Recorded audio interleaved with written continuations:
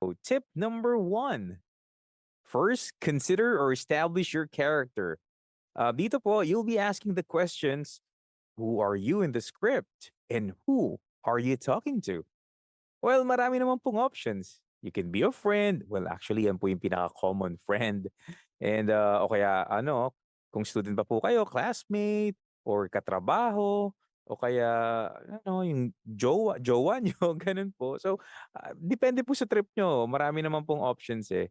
Bigay po ko ng example. For example po, you decided to be someone who is conversing to a friend, a family member, or someone you've decided to be your target audience and act as though you're speaking to them directly. Oh, 'di ba? Parang kayang-kaya naman, 'di ba?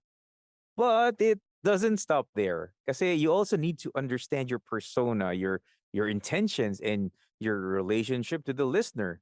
Kasi 'di ba parang gaano ba talaga kayo ka-close ng kausap mo? Kasi iba-iba naman yung way ng pakikipag-usap mo sa tao, 'di ba?